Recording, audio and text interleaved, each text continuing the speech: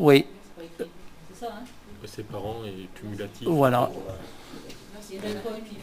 Cumulatif. Non, mais là, c'est pour 2015. Le million 37 000 euros, c'est pour l'année 2015.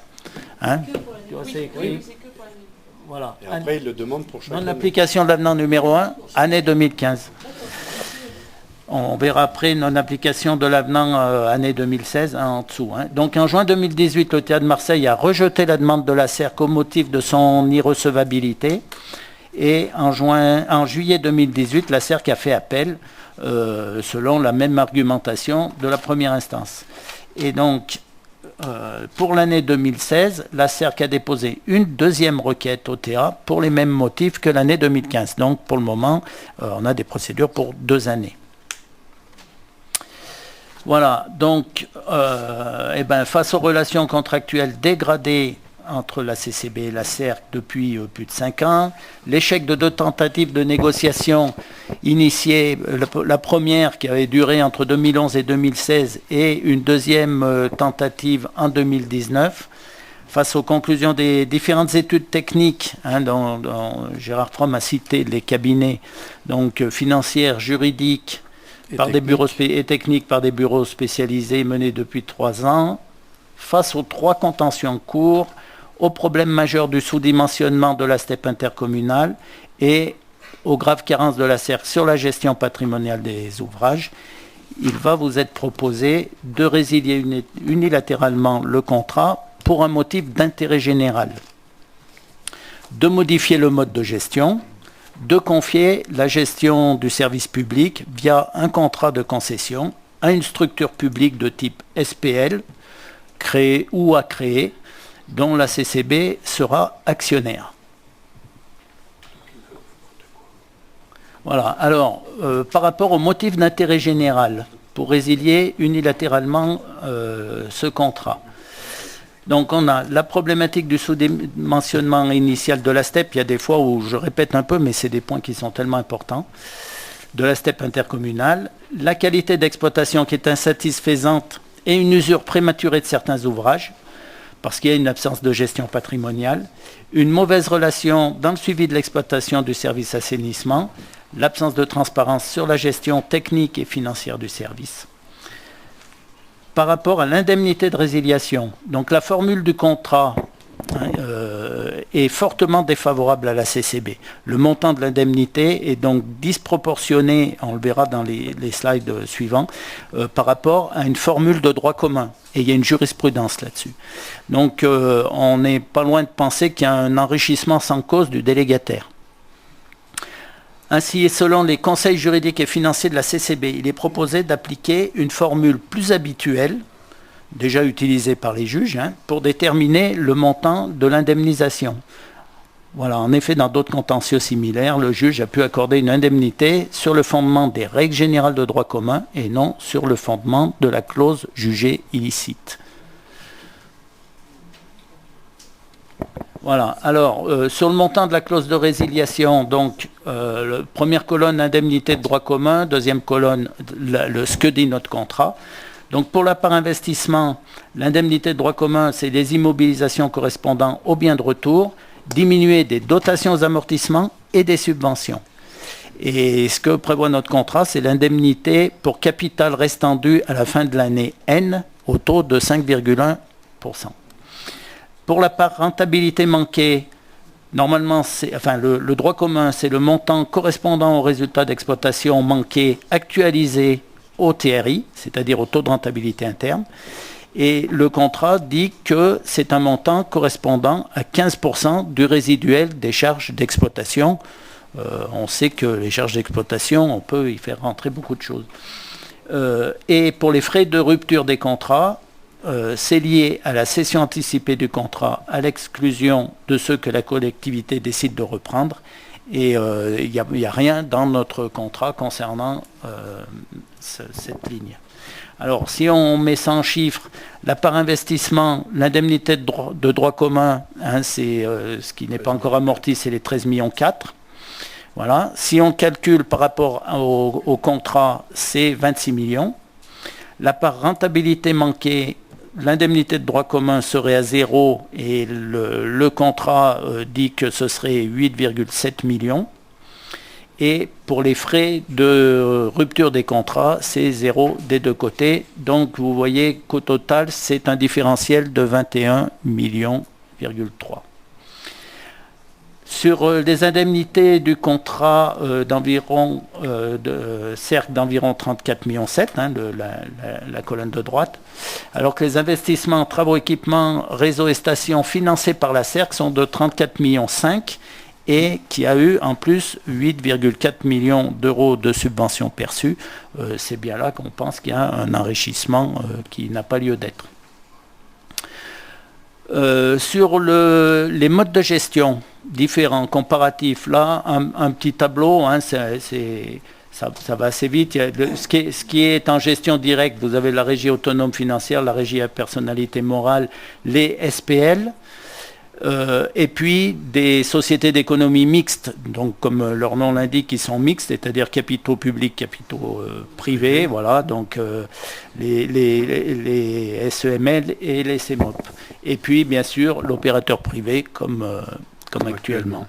Voilà. Donc, ce qui est préconisé par nos conseils, par les cabinets qui nous conseillent, c'est de fonctionner en SPL. L'avantage, donc, c'est de reprendre la maîtrise du service public, parce que pour le moment, au niveau des travaux, il n'y a plus rien qui avance. Hein. On a encore des hameaux qui crachent dans la nature. Voilà. Améliorer la qualité du service public proposé auprès des usagers. Réaliser les différents travaux à ce jour non exécutés par le délégataire.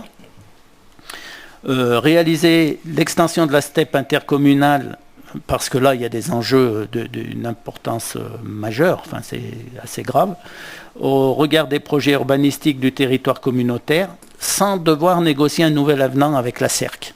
Parce que la négociation d'un avenant avec la CERC, là-dessus, ça les met en position de force, puisque nous, pour les permis, on est aux abois. Poursuivre les travaux de mise en conformité des différentes unités de traitement communautaire et, bien sûr, maîtriser le financement du service de l'assainissement. Voilà, donc il est proposé, après on verra pour les délibérations, de réorganiser le service public de l'assainissement collectif, de confier le service à une structure publique, de contracter avec une entreprise publique locale de type société publique locale, SPL, donc, dont la CCB serait actionnaire, et de faire un contrat de concession. Voilà. Regrouper la gestion de l'assainissement collectif et de l'assainissement non collectif au sein de la même structure. Donc les principales caractéristiques de ce nouveau contrat seraient une durée de 20 ans. Le périmètre du contrat, périmètre administratif de la CCB, donc 13 communes. Hein, vous savez qu'actuellement Puy-Saint-Pierre n'est pas dans le périmètre du contrat et Terre-Rouge non plus. Donc là, ça engloberait tout. Nature des prestations, c'est assainissement collectif et non collectif, réseau et unité de traitement. Le programme des travaux concessifs, c'est l'extension de la STEP intercommunale, la STEP du Lozé-Boussardes, Terre-Rouge, le col du Lotaré et les travaux de raccordement des hameaux qui sont actuellement pas raccordés, donc Pramorel pour Briançon, Chazelet, Lézières et Ventelon pour la commune de La Grave.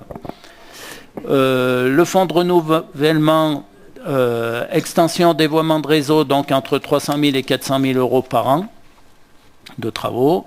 Le montant des investissements annuels entre 800 000 et 1 100 000 TTC par an sur 20 ans. Voilà. La transparence de l'exploitation avec des moyens de contrôle renforcés, puisque les patrons, ce sera la collectivité. Hein. Et la tarification des prestations est en cours de définition. Voilà ce qui serait mis dans le contrat. Donc les points à valider, après on viendra sur les délibérations, c'est de réorganiser le service public de l'assainissement, d'approuver le nouveau mode de gestion, donc contrat de concession avec une SPL, dont la CCB serait actionnaire, détiendrait une part du capital suffisante lui permettant de bénéficier du régime des relations in-house, c'est-à-dire pas d'obligation de publicité et de mise en concurrence, débuter le nouveau contrat de concession au 1er mars 2020, de résilier pour motif d'intérêt général le contrat de concession avec le groupement Cerc-Suez avec effet le 29 février 2020 à minuit, de fixer le montant de l'indemnité de résiliation pour motif d'intérêt général à 13,4 millions valeur nette comptable des investissements réalisés par la Cerc, subvention déduite et constituant les biens de retour. Voilà pour ce qui est des grandes lignes de cette affaire. Ce que je vous propose, c'est de lire, je ne sais pas si... Oui. Oui, je vais lire intégralement la délibération. Et puis on parle, Et puis on ouvrira le débat derrière. Donc la délibération, pour qu'il n'y ait aucune ambiguïté, je vais la lire intégralement et bien mot pour mot. Donc l'exposé des motifs. La communauté de communes de Briançonnais est compétente en matière d'assainissement collectif et non collectif. Elle a conclu avec le groupement Cerc, Société Suez Eau France, un contrat de concession ayant pour objet l'exploitation du service public d'assainissement collectif. L'exploitation des réseaux de 12 des 13 communes composant le territoire de la communauté de communes du Briançonnais, le traitement des eaux usées de 13 communes de la communauté de communes du Briançonnais, le financement, la conception, la réalisation et l'exploitation de plusieurs ouvrages nouveaux, stations d'épuration, collecteurs, pour un montant total estimé de 29 481 000 € hors taxes. Le contrat de concession, approuvé par une délibération du Conseil communautaire du 29 mars 2006, a été conclu le 11 avril 2006 pour une durée de 25 ans. Un avenant numéro 1 a été conclu à ce contrat le 8 avril 2010. Les relations entre l'autorité concédante et les concessionnaires se sont beaucoup dégradées ces dernières années. Le contrat de concession fait l'objet de nombreux points de divergence sur son exécution et son interprétation, dont certains ont donné lieu à des litiges devant les juridictions administratives. Le groupement concessionnaire a saisi le 24 août 2016 le juge administratif d'une requête indemnitaire à la suite du refus de la communauté de communes d'appliquer pour l'exercice 2015 la clause d'ajustement des tarifs prévue par l'article 8 de l'avenant numéro 1. Un jugement de rejet a été rendu par le tribunal administratif de Marseille le 19 juin 2018, instance numéro 1606999, et Cerc-Suez a fait appel le 22 janvier 2019 devant la Cour administrative d'appel de Marseille où l'instruction est toujours en cours. Je vous passe le numéro de l'instance.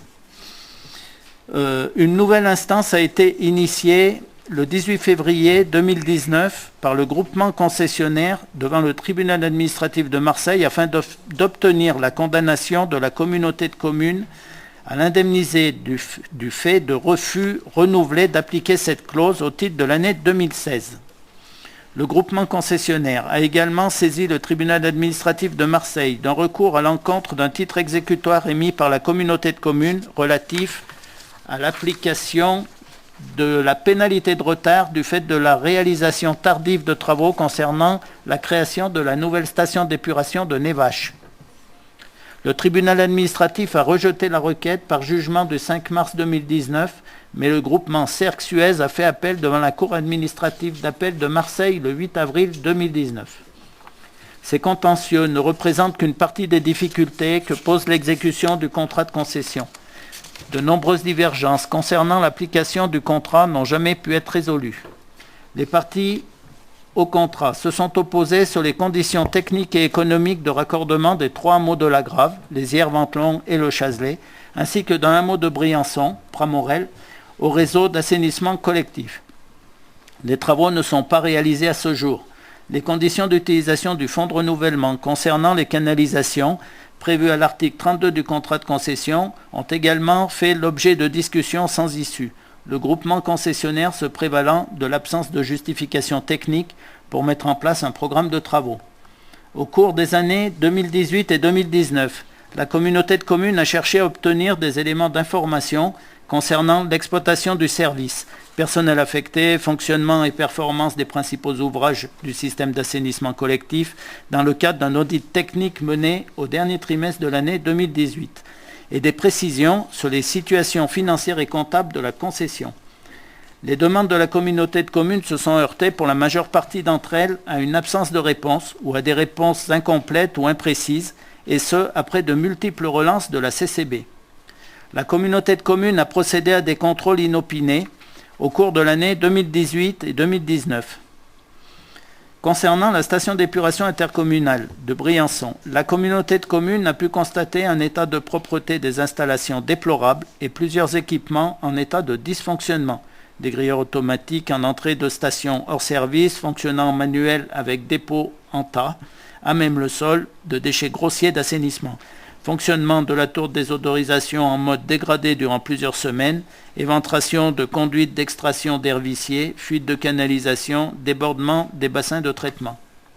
Face à cette situation, la CCB a tenté d'obtenir des informations sur les différents problèmes exposés ici, ci-avant, par écrit, et plus de 50 courriers et 9 fax ont été adressés par la communauté de communes au groupement concessionnaire depuis 2017 jusqu'à ce jour. Le dialogue entre l'autorité concédante et le groupement concessionnaire est aujourd'hui très difficile et aucune avancée dans la résolution des différents et litiges relatifs à l'exécution du contrat n'est constatée ni ne paraît possible. Le groupement concessionnaire a annoncé au mois de février 2018 son refus de participer au COPIL, donc le comité de pilotage, mis en place qui permettait aux parties de faire un point mensuel sur l'exécution du contrat. Une tentative de négociation a été initiée par la communauté de communes avec le groupement au mois d'avril 2019, avec une rencontre des représentants des parties qui a eu lieu le 8 mars 2019 au siège de l'autorité concédante. À la suite de cette réunion, la communauté de communes a adressé au groupement concessionnaire des propositions susceptibles d'apporter des solutions sur les différents points du contrat faisant l'objet de litiges ou de différends. Le groupement concessionnaire n'y a jamais répondu directement et n'a formulé aucune contre-proposition, prolongeant un dialogue de sourds se situant dans le sillage des correspondances échangées depuis maintenant plus de 3 ans. Aucun accord n'a donc été trouvé et le blocage est donc total. L'exécution du contrat de concession se réalise dans un contexte particulièrement tendu. L'exécution du contrat de concession se réalise, c'est déjà dit, ce dont les journaux rendent régulièrement compte. Le Dauphiné libéré y a consacré au moins 6 articles sur la période 2018-2019, évoquant un conflit qui s'enlise et se durcit, le 28 janvier 2019, et une ambiance catastrophique le 14 janvier 2019. Ce contexte est susceptible d'entraîner des conséquences néfastes sur le bon fonctionnement du service public d'assainissement collectif. Les parties au contrat ne se rencontrent plus pour faire le point sur l'exécution du contrat. Depuis février 2018, il n'y a eu qu'une rencontre isolée, le 21 mars 2019, lors du changement du responsable de secteur. L'exécution de certains travaux prévus dans le contrat, raccordement des hameaux, renouvellement des canalisations, est aujourd'hui bloquée. Le contrôle de l'autorité concédante sur l'exécution de la concession se heurte systématiquement à des échanges au cours desquels le groupement concessionnaire manifeste son incompréhension. Ce contexte rend également défavorable toute évolution concertée de la concession, alors que le contrat doit prendre fin dans 12 ans et que le service public exigera nécessairement des modifications techniques et ou financières du contrat de concession dans ce délai. À ce titre, la station d'épuration intercommunale de Briançon devra prochainement faire l'objet de travaux d'extension afin de prendre en compte les évolutions du schéma de cohérence territoriale, avec une augmentation significative des charges reçues actuellement. En cas de non-réalisation de ces travaux, les communes de la CCB pourraient se voir refuser la possibilité de délivrer des autorisations de construire et donc de bloquer leur développement. Dès lors qu'aucun accord n'a été trouvé pour sortir du conflit, comme indiqué au point 3, ces évolutions peuvent difficilement être mises en œuvre avec le titulaire actuel de la concession. Par ailleurs, le territoire de la CCB comporte un certain nombre d'ouvrages de traitement non conformes qu'il convient de mettre aux normes dans les meilleurs délais. La steppe du Lozé et Boussardes, la steppe de Terre Rouge et la steppe du col du Lotaré. Or, ces travaux de réhabilitation ne sont pas prévus dans le contrat de concession qui lie la collectivité et le concessionnaire. Ils devront donc faire l'objet d'un avenant au contrat pour en définir les conditions techniques et financières. Là aussi, la conclusion d'un tel avenant, compte tenu des relations actuelles entre délégants et délégataires, apparaît extrêmement difficile à mettre en œuvre. La CCB envisage donc en l'état d'assurer elle-même la maîtrise d'ouvrage de ces travaux et de manière plus fondamentale de réorganiser le service public de l'assainissement collectif. La communauté de communes envisage de réorganiser le service public de l'assainissement. Donc une étude sur les différents modes de gestion a été confiée à un cabinet spécialisé. Ces conclusions tendent à donc c'est le bureau d'études B3E. Ces conclusions tentent de montrer que la gestion déléguée du service public d'assainissement à une entreprise publique locale répondrait le mieux aux besoins du service public de l'assainissement sur le territoire de la communauté de communes. Parmi les possibilités d'EPL étudiées, le choix d'une gestion déléguée à une société publique locale dont la CCB serait actionnaire est privilégié, conformément à l'article L. 1411-4 du Code général des collectivités territoriales. Un rapport a également été établi, annexé à la présente, comparant les différents modes de gestion et motivant le choix de retenir une gestion déléguée à une SPL dont la CCB serait actionnaire et sur laquelle elle exercerait un contrôle analogue à celui qu'elle exerce ses propres services et indiquant les caractéristiques des prestations attendues du futur concessionnaire.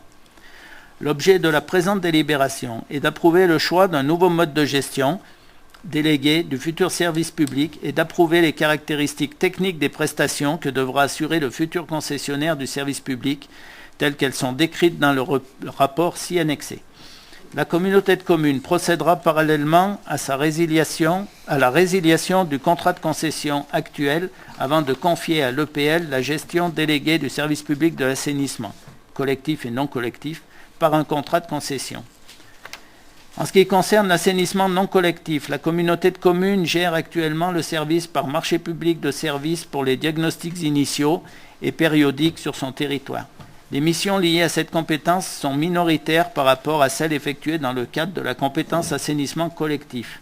Étant donné qu'il est proposé de déléguer la compétence assainissement collectif à une EPL, et afin d'avoir une meilleure cohérence et lisibilité pour les usagers, il est également proposé de confier la gestion de l'assainissement non collectif à la même EPL, comme le préconise le rapport sur le mode de gestion cité ci-dessus et annexé à la présente délibération.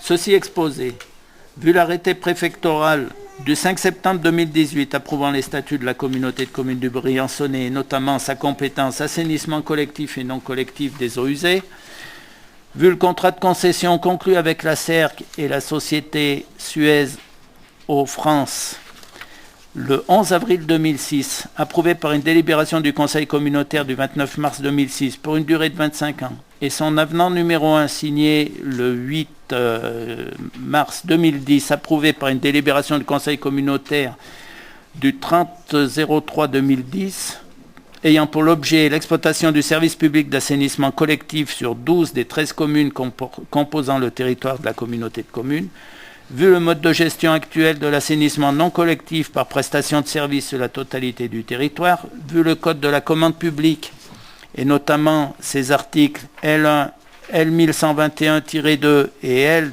3211-1 et suivants, vu le code général des collectivités territoriales et notamment ses articles L 1411-1 et suivants et ses articles L 1531-1 et suivants, vu le rapport annexé à la présente délibération présentant d'une part les différents modes de gestion du service public de l'assainissement collectif et non collectif et d'autre part, conformément aux dispositions de l'article L 1411-4 du Code général des collectivités territoriales, les principales caractéristiques des prestations que devra assurer le futur concessionnaire du service public de l'assainissement collectif sur le territoire de la communauté de communes du Briançonnais, vu les avis favorables de la Commission consultative des services publics locaux du 11 juin 2019, du comité technique du 13 juin 2019 sur le nouveau mode de gestion proposé, à savoir délégation à une SPL dont la CCB serait actionnaire, vu les avis favorables des commissions techniques, environnement et développement durable et administration générale et finances du 28 mai 2019, vu la présentation faite en bureau des vice-présidents et des maires le 27 janvier 2019 et vu les avis des bureaux des vice-présidents et des maires des 20 mai et 18 juin 2019, le Conseil communautaire est appelé à approuver le choix d'un nouveau mode de gestion du service public de l'assainissement collectif et non collectif par contrat de délégation de service public à une société publique locale pour en assurer la gestion sur le territoire de la communauté de communes de Briançonnet pour une durée de 20 ans à compter du 1er mars 2020. Prendre acte que la CCB sera actionnaire de la dite SPL et que sa part au capital de la SPL lui permettra d'exercer sur la SPL un contrôle analogue à celui qu'elle exerce sur ses propres services, ce qui lui permettra de bénéficier du régime des relations in-house. La CCB pourra confier à la SPL, sans mise en concurrence préalable, des prestations entrant dans le régime des prestations dites intégrées. Approuver les principales caractéristiques techniques et financières des prestations que devra assurer le futur concessionnaire du service public telles qu'elles sont décrites dans le rapport ci annexé. Autoriser le président à signer tous les actes et documents nécessaires pour l'exécution de la présente délibération et à accomplir toutes les formalités nécessaires à la préparation du projet de contrat de délégation de service public de l'assainissement collectif et non collectif. Prendre acte que la conclusion du contrat de délégation de service public de l'assainissement collectif et non collectif fera l'objet d'une délibération ultérieure lors d'un prochain conseil communautaire, c'est pas dit. Monsieur le Président, je vous passe la parole. Belle prestation, Monsieur le Vice-président. Bravo. Merci. Je bois un coup. Donc je pense qu'on peut ouvrir le débat, parce que l'essentiel vient d'être dit, il y aura une autre délibération qui suivra, mais celle-ci attaque la problématique sur le fond. Monsieur Pétieux. Monsieur le Président, donc mon intervention portera sur les délibérations numéro 9 et 10, celle citée et la prochaine. Je suis conscient des relations à l'ambiance délétère et de l'incommunicabilité que vous entretenez avec les sociétés SERS et Suez France. Je ne suis pas surpris par le scénario que vous nous proposez ce soir. Mais à la lecture des délibérations présentées et des documents y afférents, j'ai pris conscience du risque financier immense que vous allez faire peser sur le contribuable et le consommateur briançonnais. En vous appuyant sur des diagnostics complaisants, orientés, minimisant les risques et sous-évaluant délibérément les conséquences financières, vous nous entraînez vers des options dont les enveloppes financières sont disproportionnées par rapport aux enjeux. Contrairement à vos affirmations, dès lors que la décision de résiliation aura été adoptée, une épée de Damoclès sera suspendue et à terme s'abattra sur notre communauté. Car dans le cadre juridique, la décision de résiliation et la nécessité d'invoquer un réel motif d'intérêt général pour la CCB, qui n'altérerait pas le principe de l'exigence de loyauté des relations contractuelles.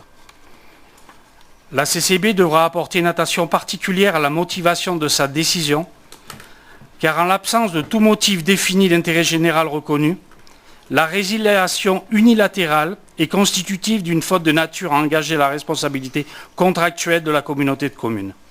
Dans cette hypothèse, la CERS et Suez France, lésés, peuvent réclamer la réparation des préjudices issus du comportement fautif de la CCB.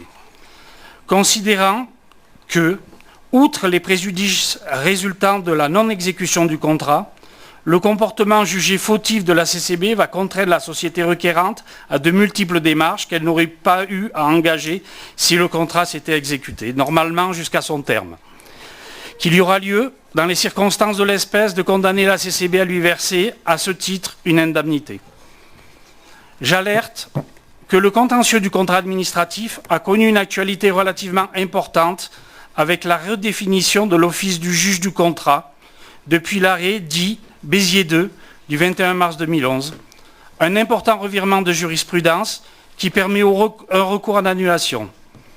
Et lorsque le juge constate aussi l'irrégularité de la mesure de résiliation, il peut ordonner la reprise des relations contractuelles, assortie d'une indemnisation pour le préjudice occasionné. Cette jurisprudence est transposable à tous les contrats de la commande publique. D'une part. D'autre part, Monsieur le Président, nous ne pouvons pas décemment accepter que soit pris en compte dans la délibération présentée ce soir l'estimation minimale du cabinet Klopfer qui minimise de 21,3 millions d'euros l'indemnité de résiliation due au titre et à l'application de l'article 59 du contrat de concession. Et j'oserais souligner que l'inscription au budget et la décision budgétaire modificative pour constitution de provision, entre parenthèses que j'attendais figurer à l'ordre du jour ce soir, car la constitution de provision pour risque et charge est obligatoire dès lors qu'il y a apparition du risque, me semblerait insincère si le montant financier du risque n'était pas établi à hauteur de 34,7 millions d'euros, comme notifié et chiffré dans la Convention et avant tout recours. De plus, je ne saurais vous rappeler la recommandation numéro 12 de l'avis de la mission régionale d'autorité environnementale de Provence-Alpes-Côte d'Azur sur le schéma de cohérence territoriale du Briançonnais, le SCOT, avis du 19 octobre 2017, qui nous alerte sur le besoin de redimensionner notre capacité d'assainissement compte tenu des réalisations urbanistiques. Là encore, des investissements coûteux. Alors, indemnité de résiliation, plus redimensionnement de notre capacité d'assainissement, plus pôle culturel égale plus de 60 millions d'euros. Où allons-nous? Où allons-nous, Monsieur le Président? Droit vers un surendettement. Quoi qu'il en soit, ce dossier symptomatique souligne l'allégorie d'une politique en train de mégalomanie directive qui néglige l'écoute, le dialogue et la négociation. Merci de votre attention. Ne vous énervez pas. Je m'énerve pas. Si, un petit peu. 30 millions d'euros qui vont... Oui, non mais attendez, laissez-moi répondre. Attends, on vous a laissé tranquille. Laissez-nous répondre. Alors, la complaisance, excusez-moi, mais la complaisance, ça serait plutôt vous qui l'auriez dans votre débat pour que la CERC reste ici, plutôt que moi. Moi, aujourd'hui, si vous voulez, je me soucie beaucoup des deniers publics et des Briançonnais au niveau de la communauté de communes. Aujourd'hui, qu'est-ce qu'on constate? On constate que la CERC ne fait pas ce qu'elle a à faire, a sous-dimensionné la structure, et qu'aujourd'hui, parce que ce que vous nous dites, les travaux qui sont à faire, on en est bien conscient, c'est de l'ordre de 18 à 19 millions de travaux qui seront à faire pour répondre aux exigences qu'il faudrait mettre en place. Mais ne vous imaginez pas que la CERC va vous les donner. Elle va les faire payer de la même manière que nous aurons à les faire payer. Tout à fait. Peut-être avec des marges différentes. C'est ça la différence qui sera fondamentale. Parce qu'effectivement, il va falloir faire des travaux, il va falloir faire un certain nombre de choses qui n'ont pas été faites aujourd'hui dans le cadre de la STEP à La Grave, dans ce cadre de la STEP à Briançon, et d'autres choses. Et nous, en plus, on va y mettre... Comment? C'est dans le contrat, mais ça n'est pas réalisé. Et ça fait quand même quelques années que nous sommes dans le contrat. Je vous le rappelle. Comment? Pramorel, hein. Pramorel, c'est dedans. Les Ventelon, c'est dedans. Attendez, ne me faites pas dire ce que j'ai pas dit. Est-ce que j'ai parlé de Terre Rouge? 2 millions les travaux concessifs. Oui, sauf Terre Rouge. Oui, merci. Donc, aujourd'hui, nous partons sur le principe que il reste un capital à amortir, c'est pas moi qui le dis, c'est la CERC de 13,4 millions. Je ne vois pas pourquoi... Non, attendez. Il reste un capital à amortir de 13,4 millions. Après, selon l'avenant numéro 1, la CERC dit c'est beaucoup plus. On en discutera. Lorsque la SOR, quand la ville de Briançon a mis fin à la délégation de service de la SOR, pensez bien, n'a pas admis les choses comme elles étaient, sauf que 8 ans ou 9 ans après, 10 ans après, les choses ont été votées comme elles avaient été proposées au départ. Ça n'a pas coûté une fortune de plus à Briançon, simplement Briançon a remboursé ce qu'il avait à rembourser, point à la ligne. Alors, Aujourd'hui, ce que nous savons, c'est que quand nous venons voir l'état de la steppe, sans prévenir, bien entendu, on trouve un état déplorable. Quand nous faisons des prélèvements à la sortie de l'usine, ces prélèvements en termes d'azote, en termes d'ammoniac, sont supérieurs aux normes qui sont aujourd'hui autorisées. Donc, où on laisse faire, et à ce moment-là, effectivement, il y aura problème, mais vous avez cité, à juste titre, le SCOT, pour lequel l'État a clairement dit qu'il fallait que, dans le cadre des années qui viennent, il y ait un travail qui soit fait, de manière à ce qu'effectivement, le SCOT, tel qu'il a défini les UTN, soit en capacité d'autoriser ces UTN. Or, ces UTN ne pourront être autorisés que si la structure est en état. Si la structure n'est pas en état d'accepter des eaux usées qu'elle ne pourra pas traiter, eh bien c'est évident que comme dans d'autres endroits et pas plus loin que l'Alpe d'Huez et les Deux Alpes, il y a des UTN qui ne seront pas acceptés. Dès aujourd'hui, nous avons arrêté le principe d'une station. Au contraire, nous avons accepté le principe d'une station au Boussard de Lauzet pour éviter de venir surcharger un circuit qui déjà aujourd'hui est saturé. Donc tous ces points-là, vous pensez bien qu'on les a sans complaisance, Monsieur Pétieux, abordés. Et si on les a abordés avec le cabinet Klopfer, excusez-moi, mais votre diatribe me semble extrêmement intéressant, mais quand vous serez au niveau de Klopfer, on en reparlera. Au niveau... non, mais chacun... je vous ai pas laissé parler, vous me laissez parler, s'il vous plaît. Laissez-moi parler. Hein, vous êtes exprimé, je n'ai strictement rien dit. Alors, pour ce qui est de la suite... Et pour la suite, c'est extrêmement simple. Aujourd'hui, on dénonce. Il y a des contentieux en cours parce que si on laisse faire les contentieux de 1 million pour 2015, le contentieux de 1 million pour 2016, pour 2017, pour 2018, pour 2019, ceux-là, si vous restez avec la CERC, il va falloir les payer. Moi, je les conteste. Mais ça, c'est vous qui le dites. C'est vous qui le dites. Et vous n'êtes pas juge, même si vous avez des références. Voilà. Donc moi je vous dis aujourd'hui que selon les bureaux que nous avons pris, le cabinet Klopfer, qui est quand même celui qui conseille l'État au plus haut niveau, le cabinet B3E et puis le cabinet Adamas, on s'est entouré depuis 1 an et demi qu'on réfléchit à toutes ces problématiques.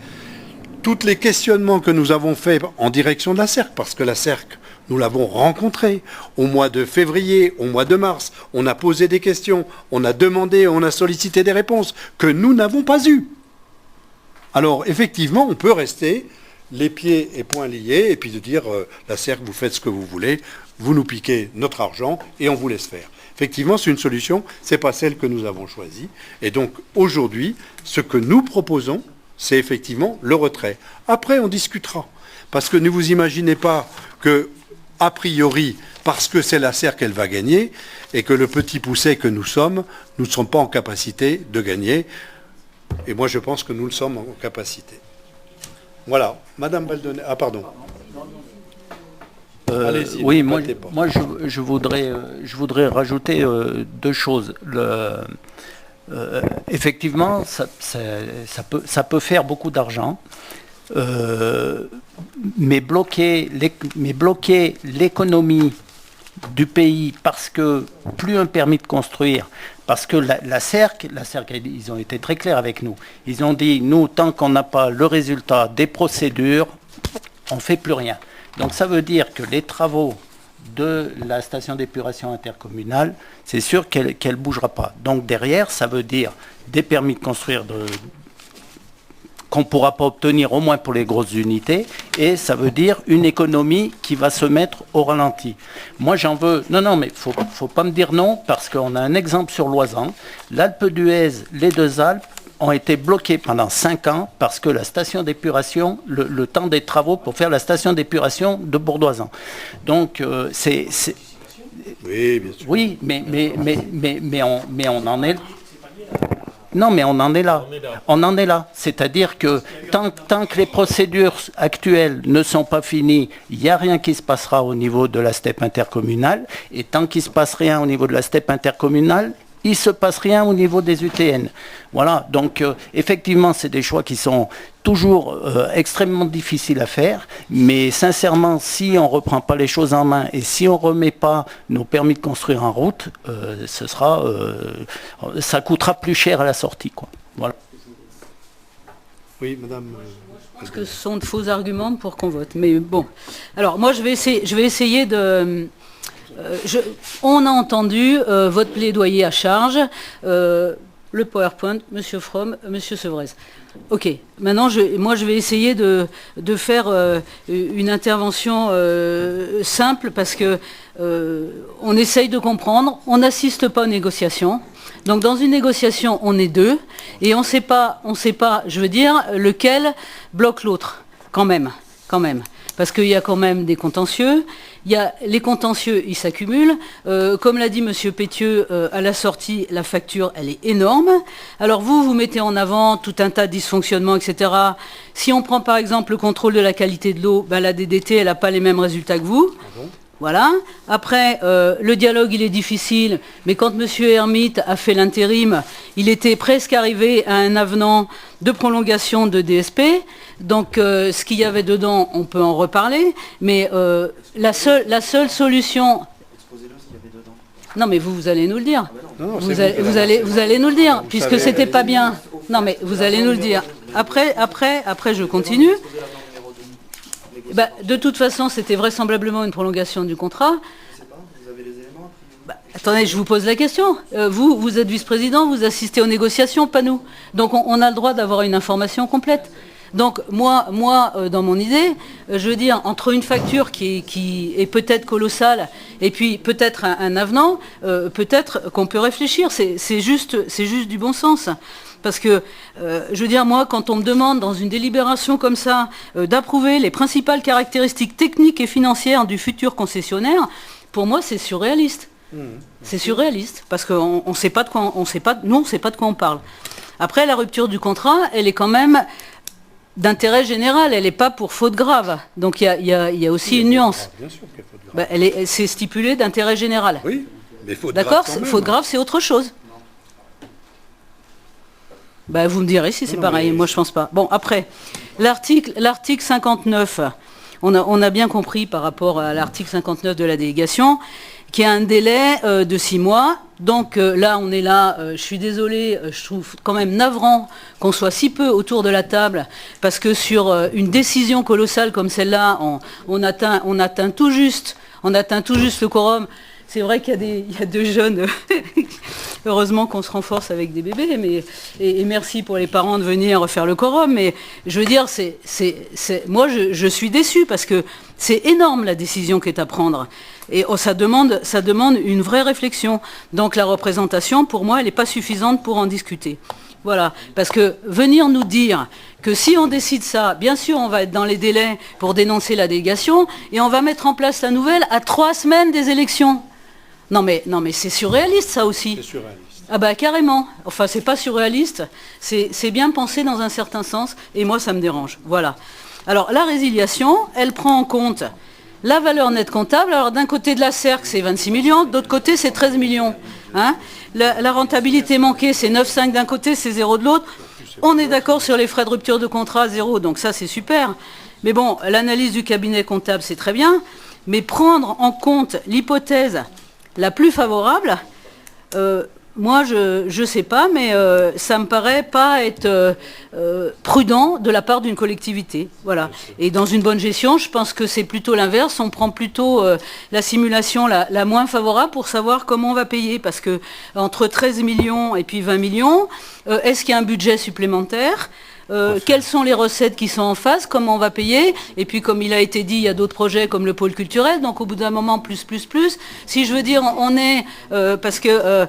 on est à la cercle, on n'est pas... Non, mais il faut quand même penser à l'avenir de la CCB, il faut quand même penser aux années suivantes, savoir si on va pouvoir faire des choses ou pas faire des choses. Donc je veux dire, là, on est sûr de strictement rien.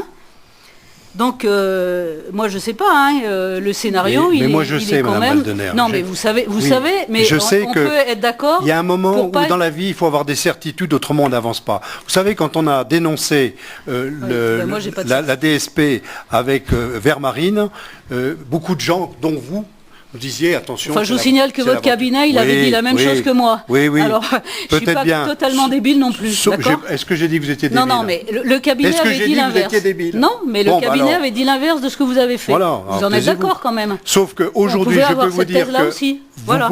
Aujourd'hui, on a fait le bon choix à l'époque, et je peux vous dire que ce bon choix, il n'était pas évident à faire. On a quand même gagné dès la première année 300 000 euros. Oui, mais sauf Oui. que ça ne nous coûtait pas 20 millions. Oui, mais bien sûr. C'est mais- juste ça la différence. Mais Donc de toute on façon, pouvait la hésiter question différemment. se pose toujours, madame. Voilà. Quand il faut prendre des décisions, à un moment, il faut être courageux. Oui, mais c'est Et énorme ce que ça va Ça nous fait coûter. 1 an et C'est demi qu'on énorme. travaille là-dessus. Préalablement, je vous rappelle quand même qu'avant, Il y a Alain des Fardella aménagements a de fait. travaillé pendant 3 ans avec M. Dufaux de la Motte et un certain nombre d'experts pour arriver à rien.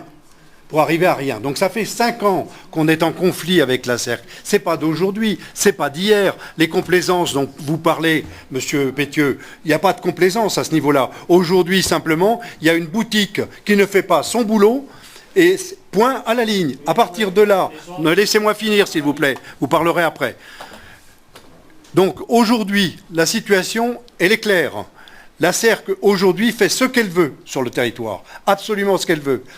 Il se trouve que chaque fois qu'on a été par surprise faire des prélèvements, vérifier la propreté, la qualité du service, c'était franchement immonde. Donc moi je ne peux pas tolérer ça.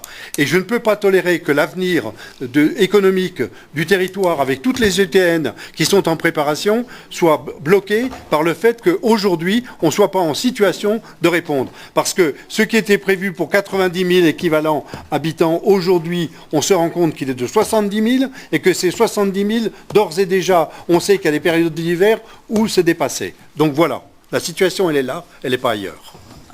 Si vous permettez, là vous êtes en train de nous faire un constat d'échec de votre politique, de négociation, de votre manque d'anticipation, parce que là sur le redimensionnement de l'assainissement, qu'on soit sous contrat ou hors contrat, c'est simplement un manque de clairvoyance et d'anticipation. De qui? De qui? De qui? De qui? Des donneurs d'ordre. De qui? Des donneurs d'ordre. Mais de qui? D'une part. Donnez des noms, monsieur Pétieux. D'une part, des donneurs d'ordre, c'est vous le président, Mais qui? c'est vous le président de Oui, la commune aujourd'hui. de commune. Mais allez Alors, jusqu'au bout, soyez sérieux. Si Ne mettez vos pas en talents, accusation si vos quelqu'un qui est talents là d'analyse depuis 18 mois. juriste, si vos talents d'analyse juriste sont à la hauteur de vos talents de négociateur, eh bien, les pauvres Briançonnais, je compatis et je compatis fort. Hein. C'est malheureusement pas sérieux. Je- Vous êtes toujours dans la je même pourrais- position. Moi, j'aurais juste 2 précisions à annoncer pour le débat, enfin à dire. La première, c'est que vous parliez du contrat qui était prêt d'être signé. Effectivement, il y avait 18 points, il en restait 3 à négocier. Les 3 sur lesquels on n'est pas arrivé à négocier, c'était la rémunération de la CERC. C'est tout. Donc tous les autres points étaient pas forcément très importants. Les 3 derniers sur lesquels on ne s'est jamais entendu, c'était bien sûr la rémunération de la CERC. Ça, c'est la première chose. La deuxième chose que je voulais dire, c'est que les amortissements, enfin les 13,4 millions, c'est des amortissements que fait actuellement la CERC, donc qui finance avec les recettes récupérées sur les usagers, et que donc la collectivité ou son mode de gestion en SPL continuera à amortir ça avec les mêmes recettes. C'est-à-dire que ça, c'est quelque chose qui sera indolore, puisque, enfin, existant déjà. Voilà, donc c'est pas, voilà, il ne faut pas faire des additions comme ça, il y a aussi des recettes. Voilà. Ce qui sera pas indolore, c'est l'agrandissement de la station d'épuration. Ça hein. sera nécessaire de toute façon. Oui, non, mais d'accord, mais, C'est ça qu'il faut que vous mettiez dans mais la tête. Aujourd'hui, après, il faut qu'on ait 2 bypass supplémentaires. Oui. Si on veut répondre aux normes. On les a pas. Oui. Ces 2 bypass, c'est 18 millions d'investissements. Alors que vous tourniez dans un sens ou dans l'autre, il faudra le faire. Moi, je préfère que ce soit nous qui Au le moins. fassions Ouais, pour qu'on le contrôle correctement. Ouais, mais sauf qu'on n'aura pas l'indemnité à payer en plus si jamais c'est fait par l'actuel délégataire. Et on sait très bien. Mais quelle indemnité? Celle de départ de cessation de viendra contrat. après. Qu'est-ce que Non, vous mais ça parlez viendra après, mais ça Qu'est-ce que viendra. vous parlez d'indemnisation? Et puis bon, si on reprend on sait très bien. les travaux derrière, il n'y a pas d'indemnisation sur quelque chose qu'ils n'ont pas fait. En fait, Non, mais c'est c'est pas ça que j'ai dit. C'est pas ça que je voulais dire. Non, c'est pas du tout ça que je voulais dire. Après, on sait très bien que dans une délégation de service public, je veux dire, la délégation, elle gagne de l'argent en fin de contrat. Donc à partir de là, s'il y a une proposition d'allongement de contrat, je veux dire, je sais pas, ça peut peut-être se négocier quand même. Évidemment, il n'y a rien de négociable avec vous, mais je veux dire, si vous arrivez... Et quand vous faites des contrats inopinés... Madame Valdener. Ouais, On peut pas laisser dire ça. On peut pas laisser dire ça ce soir. Que vous avez de venir faire des contrôles et tout ça, ça doit être vachement agréable pour le... Ce qui est écrit dans le contrat de concession. Il faut les laisser faire, alors. Non, mais c'est écrit dans le contrat de concession. Moi, je prends la parole. Déjà,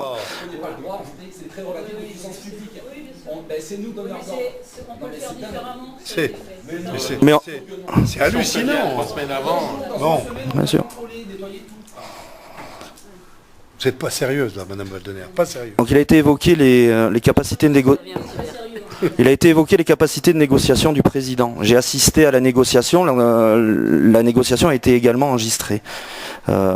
Nous avons souhaité se mettre autour de la table avec le directeur de l'agence Suez. Il est venu, nous avons établi un planning, nous avons établi un calendrier d'action ensemble. Nous ne l'avons pas imposé, nous l'avons établi, dans lequel on avait des étapes essentielles. Nous avons fait des propositions. Nous n'avons pas dit, voilà, nous on ne veut pas. On a fait des propositions qui assuraient une rentabilité à la société. Nous n'avons pas eu de réponse. Notez-le. Nous avons fait des propositions tarifaires, d'augmentation tarifaire, qui assuraient une rentabilité à la société Cerc, qui disait que depuis des années, son compte CAR était déficitaire.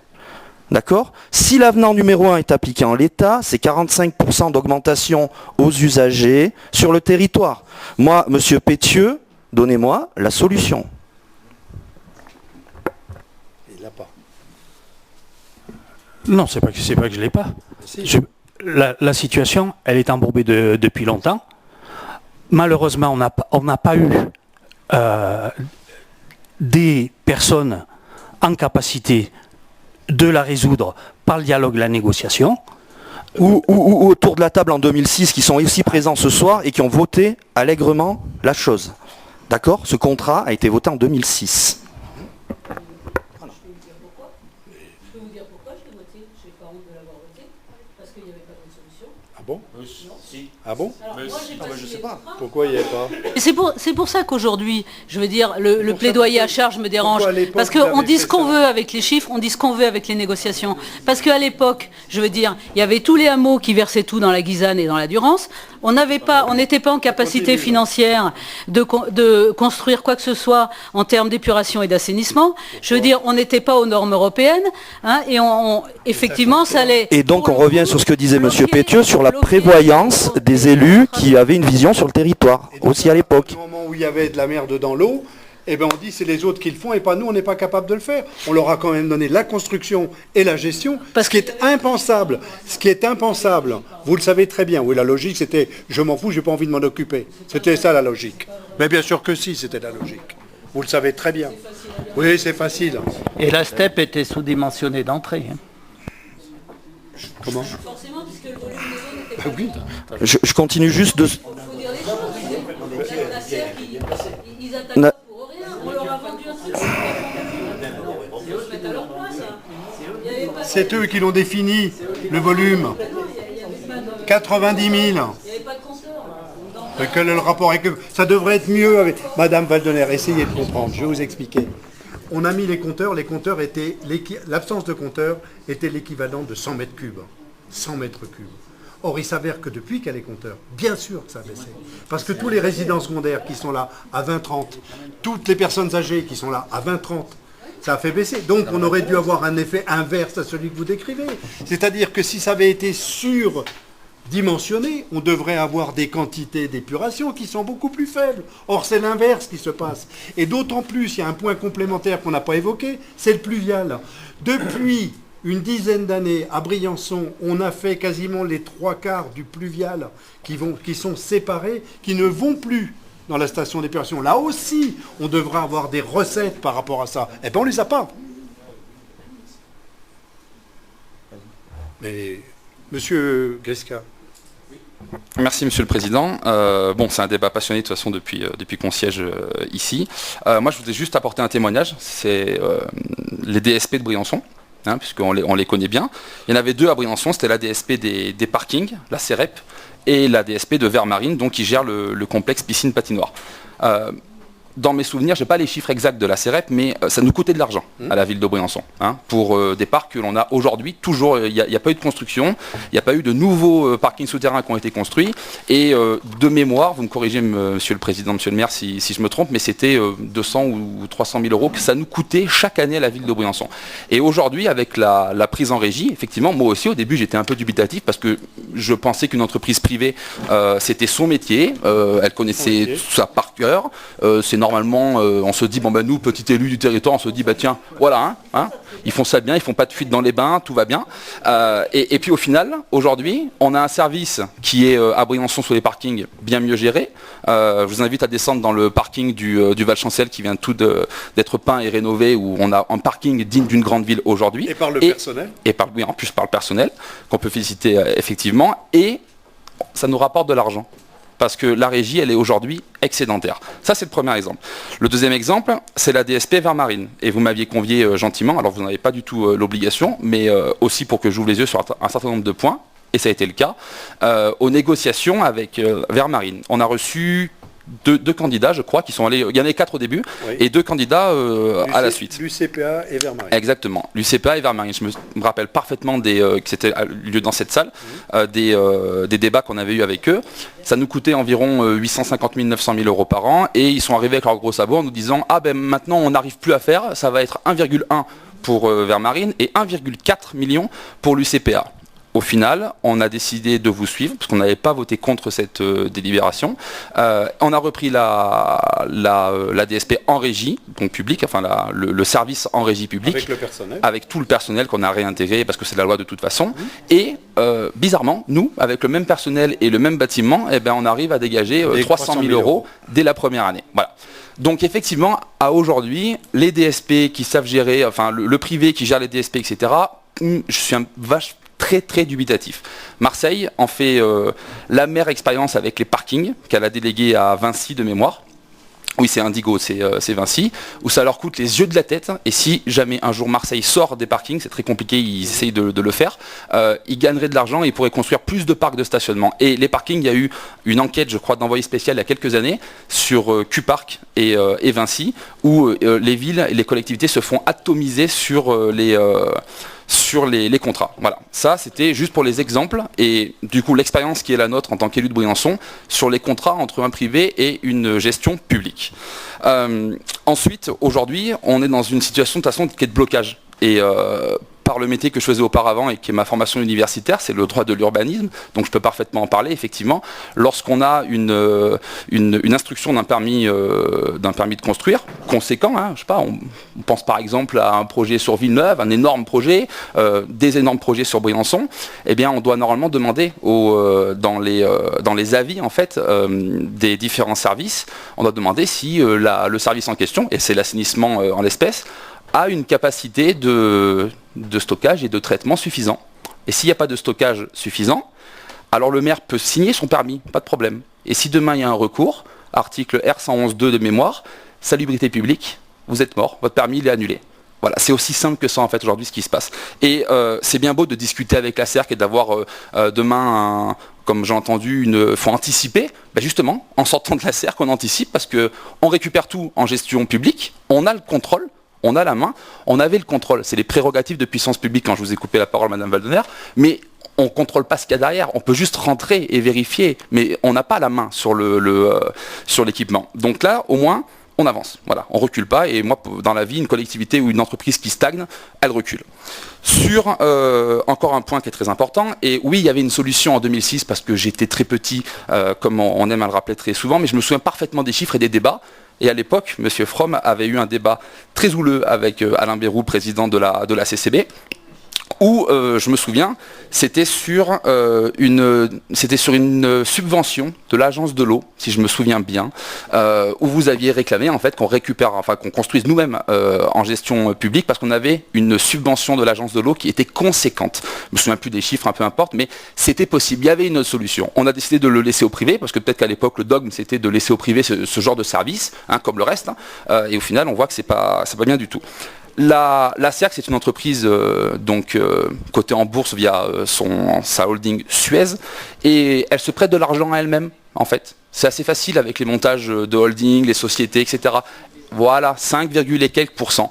Aujourd'hui, la collectivité, puisqu'on va nous-mêmes récupérer, et je souhaite que le vote soit positif, qu'on récupère les taux d'intérêt, il y a des banquiers autour de la table, mais pour une collectivité, c'est 1% au maximum, 0,7, 0,8. Même les particuliers aujourd'hui, j'ai fait un devis il n'y a pas longtemps, c'est 1,2. Bon, d'une collectivité, ce sera encore moins. Donc voilà, déjà, on gagne 4 points de taux d'intérêt sur des millions et des millions d'euros. Donc moi, je ne suis pas inquiet pour la suite. Ce que M. Pétu a dit